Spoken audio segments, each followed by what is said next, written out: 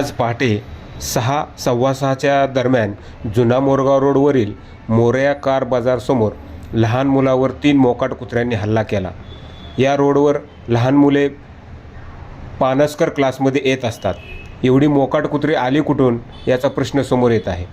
बानप प्रशासनाने या मोकाट कुत्र्यांचा ताबडतोब बंदोबस्त करावा अशी मागणी येथील नागरिक करीत आहेत. सदरचा सर्व प्रकार मोरया कार बाजारच्या कार्यालयात कॅमेऱ्यात कैद झाला आहे.